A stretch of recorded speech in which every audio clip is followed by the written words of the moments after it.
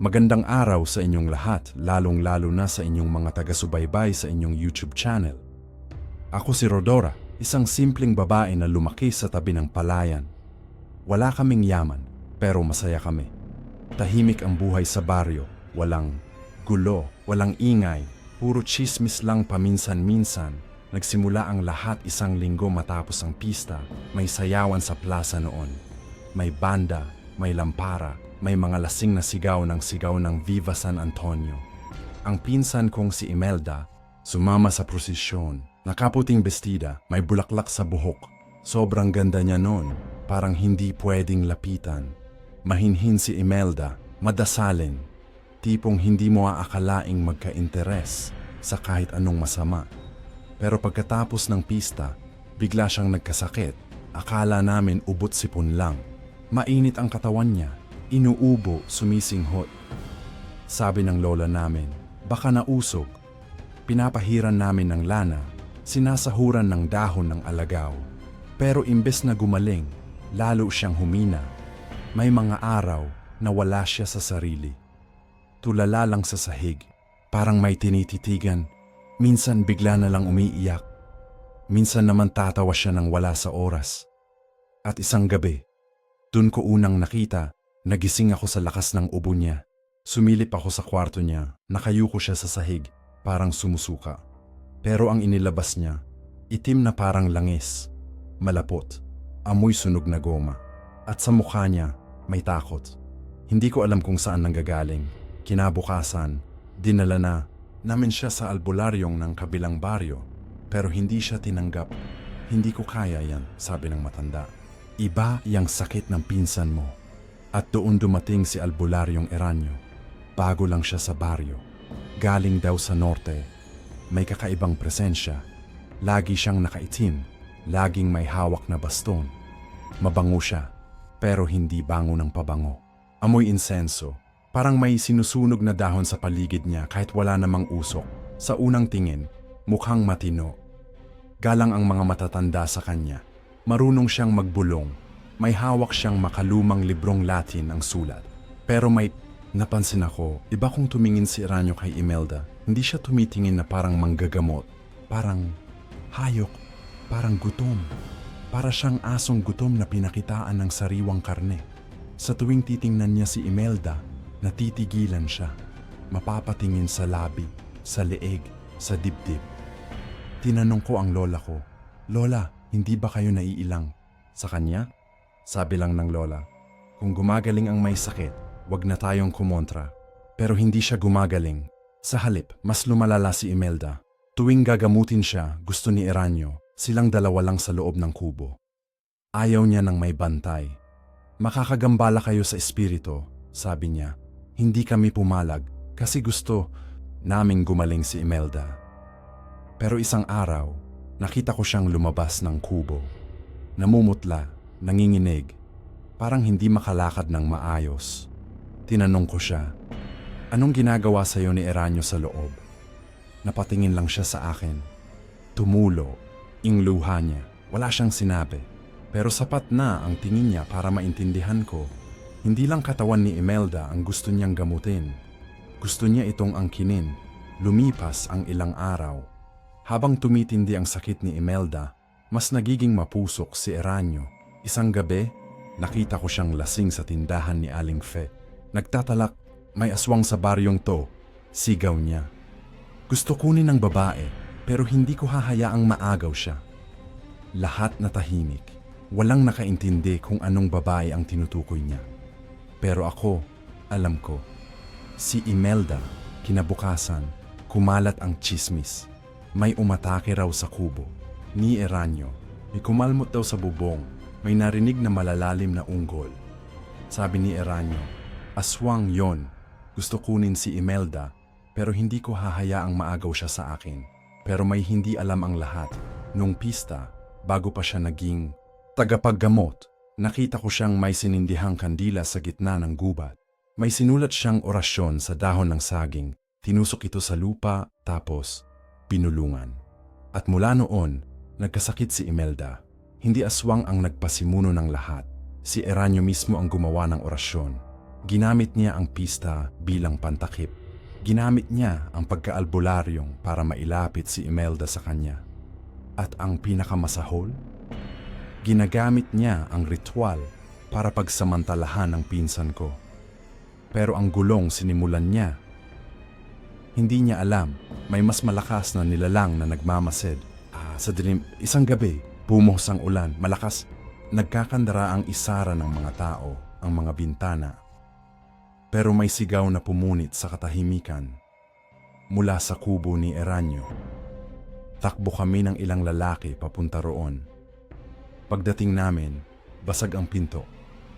Wasak ang kalahati ng dingding.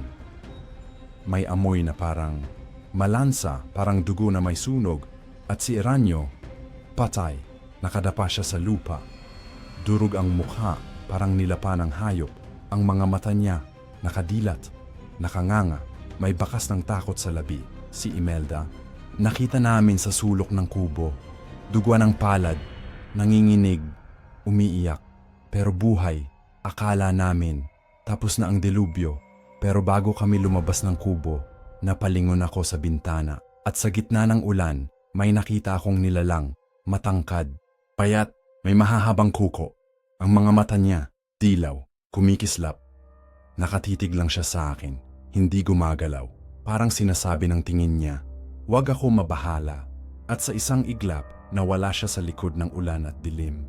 Kahit ngayon, kung ipipikit ko ang mga mata ko, kaya ko pa ring maalala yung itsura ng nilalang na yon, ang matatalas niyang mata, ang mga kukong parang bakal, ang paraan ng pagtitig niya sa akin. Hindi siya nagalit, hindi rin siya umatake. Parang gusto lang niyang sabihin, natapos na ang bangungot, pero hindi pa ang kwento. Kinabukasan, halos buong baryo nasa tapat ng kubo ni Eranio. Siksikan, tanungan, bulungan.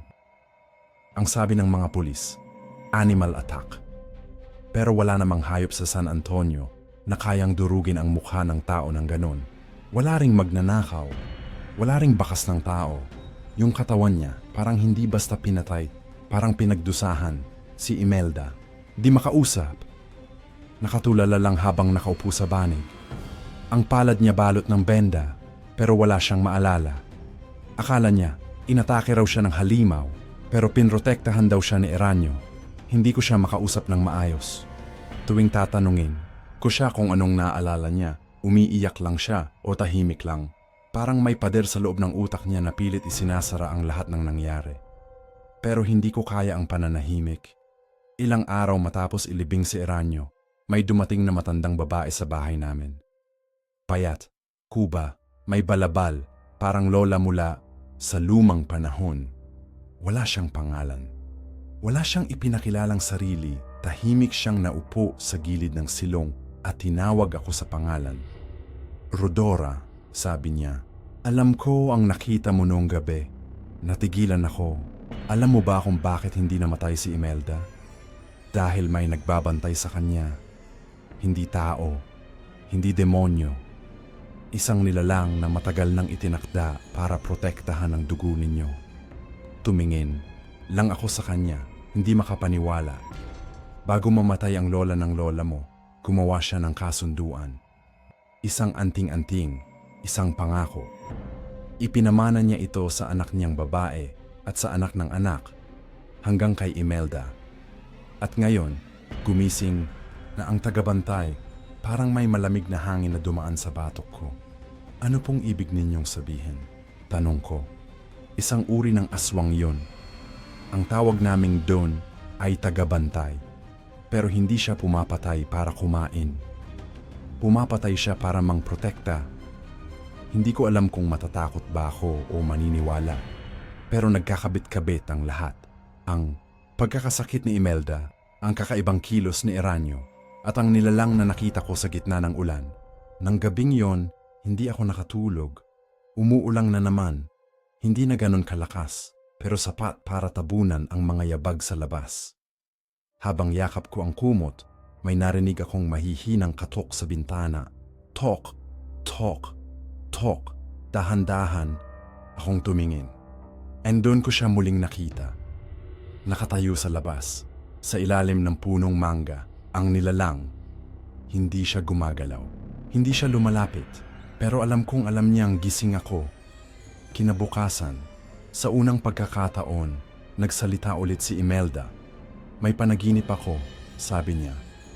Mahinang boses. Parang may mata akong ginagamit sa gabi. Parang ako, pero hindi. Ako, nakikita ko ang ginagawa ni Eranio. Nararamdaman ko ang galit, ang takot. Huminto siya saglit, nilingon ako.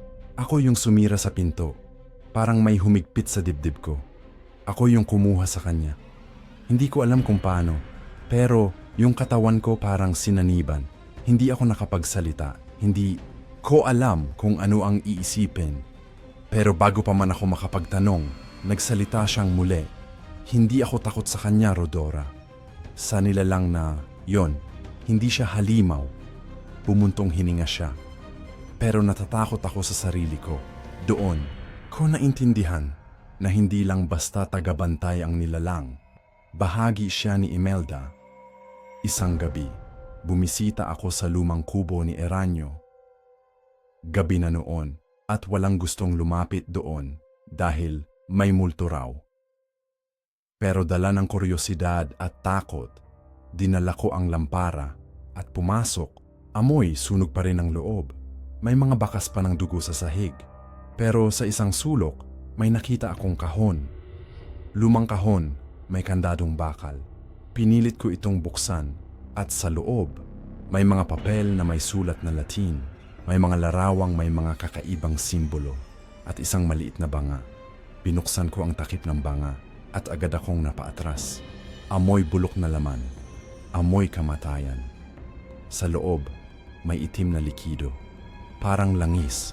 Katulad ng isinuka ni Imelda, doon ko naintindihan ang buong kasalanan ni Eranio. Hindi lang siya nanggahasa, ginamit niya ang orasyon para buksan ang daan, para maipasa sa sarili niya ang lakas ng tagabantay. Gusto niyang angkinin ang kapangyarihan ng nilalang ni Imelda. Pero hindi siya karapat-dapat. Hindi siya kasapi ng dugo. Kaya siya kinain. Paglabas ko ng kubo, may nakasalubong akong batang lalaki. Sabi niya, Ate Rodora, nakita ka raw ni Imelda sa panaginip niya. Sabi niya, huwag ka raw matakot. Ikaw ang susunod. Napatingin ako sa kanya, nanlamig. Anong ibig mong sabihin? Ngumiti lang siya. Basta, sabi niya, ikaw daw ang magtatapos ng simula. Hanggang ngayon, hindi ko pa rin alam kung ano talaga si Imelda. Pero minsan, kapag naglalakad ako sa palayan, may mga yapak akong naririnig. Minsan, kahit walang tao, nararamdaman kong may sumusunod. At kapag titingnan ko ang anino ko sa liwanag ng buwan, parang hindi na ako nag-iisa at alam kong dumarating na ang panahon. Panahon ng paglipat. Panahon ng pagtanggap. Hanggang ngayon, hindi ko pa rin alam kung ano talaga si Imelda. Pero minsan, kapag naglalakad ako sa palayan, may mga yapak akong naririnig. Minsan, kahit walang tao, nararamdaman kong may sumusunod. At kapag titingnan ko ang anino ko sa liwanag ng buwan, parang hindi na ako nag-iisa at alam kong dumarating na ang panahon. Panahon ng paglipat. Panahon ng pagtanggap. Hindi ko alam kung kailan eksakto nagsimula ang pagbabago. Isang gabi, habang nag-iigib ako ng tubig sa poso sa likod ng bahay, may naramdaman akong malamig na dampi sa batok. Akala ko, hangin lang. Pero nang sumilip ako sa balikat ko, may anino akong nakita, mahaba, payat, at gumagalaw ng hindi kasabay ng katawan ko. Dumaan ang gabi, tapos sumunod. At sumunod pa, unti-unti akong binabangungot. Sa panaginip ko, tumatakbo ako sa masukal. Nakakahuyan yung mga puno na kayuko. Parang nanonood, parang buhay. At palaging may boses na pabulong na sumusunod sa akin. Rodora. Pagkagising ko, pawis na pawis ako.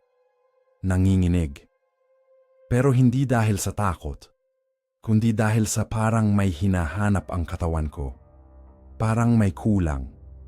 Parang may iniwang pintuan sa loob ko na unti-unting bumubukas.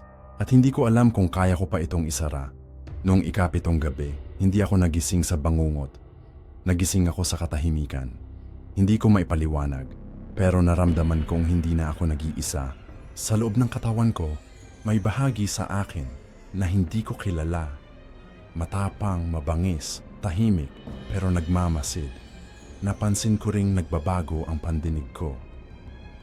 Nakakarinig na ako ng malalayong yabag. Nararamdaman ko kung may masamang intensyon ang isang tao kahit hindi niya ito sinasabi. At isang gabi, habang nakaupo ako sa balkonahe, dumating si Imelda. Tahimik siyang naupo sa tabi ko. Hawak niya ang isang maliit na kahon. Rodora, sabi niya. Alam ko na kung sino ako. Hindi ako kumibo. Hindi ko ito pinili. Pero pinili ito para sa atin. Pinili ito ng dugo natin, ng lahi natin. Hindi tayo karaniwang babae lang. Rodora, tagabantay tayo, tagapasa ng sumpa at tagapangalaga ng lihim. Binuksan niya ang kahon. Sa loob nito, may lumang agimat, itim na bato, may ukit na mata sa gitna, at sa tabi nito, may isang talulot ng tuyong bulaklak. Hindi tayo nilikha para manakit, pero kung may sasaktan sa atin, may babangon mula sa kadiliman. Napatingin ako sa kanya. Si Eranyo, mahina kong sabi. Tumango siya. Sila ang totoong halimaw. Yung mga mukhang tao, pero kayang manggamit, manira, mangwasak. Hindi ang mga aswang ang salot, kundi ang mga taong nagtatago sa likod ng kabutihan, pero mas madilim pa sa gabi ang budhi. Tahimik kaming naglakad papunta sa likod bahay. Doon, sa ilalim ng puno ng santol, ibinaon niya ang kahon. Rodora, tandaan mo to. Kakailanganin mo to pagdating ng panahon, sabi niya. Pagkatapos noon, umalis si Imelda. Hindi na siya muling bumalik. Balita ko, lumipat siya sa kabilang probinsya. May pamilya na raw. Tahimik ang buhay. Pero alam ko, kahit saan siya naroon, hindi siya nag-iisa. At alam kong ako rin, hindi na. Isang gabi, may batang babae na umiiyak sa tapat ng bahay. Nakita ko siya mula sa bintana. Walang sapin sa paa, putik-putik ang duster. Tinawag ko, siya, iha, anong nangyari sa'yo? Lumapit siya nang makita ko ang mga mata niya. Nanlamig ang batok ko, parehong-pareho sa mata ng nilalang. May humahabol sa akin, sabi niya. Tulungan mo po ako. Pinatuloy ko siya sa bahay. Pinainom ng tubig. Pinakain. Pero habang kumakain siya ng tinapay, tinanong ko, kilala mo ba ako? Tumingin siya sa akin, diretso sa mata. Sabi nila, ikaw ang bagong tagabantay. Hindi ko alam kung saan galing ang bata, bakit siya tumatakbo. CO ang mga humagabol sa kanya, at bakit ako ang pinili niya. O kung ano ang kapalaran. Namin dalawa, pero ibang kwento naun. Dahil ito ay kwento namin ni Imelda at si Imelda, magkikita pa kami at dito na nagtatapos ang kwento. Ang akala natin, ang tunay na panganib ay nasa mga nilalang na hindi natin maintindihan. Pero ang totoo, mas nakakatakot, yung mga taong mukhang mabait. Pero sa loob, hayok, gahaman, at uhaw sa kapangyarihan. Isa sa mga bagay na pwede niyong matutunan sa kwento namin ni Imelda, huwag kang basta maniniwala sa itsura o sa titulong dala ng isang tao. Hindi lahat ng albularyong ay manggagamot. Hindi lahat ng nilalang sa dilim ay halimaw. At hindi lahat ng sumpa ay parusa. Minsan, ito pa ang nagliligtas sa atin.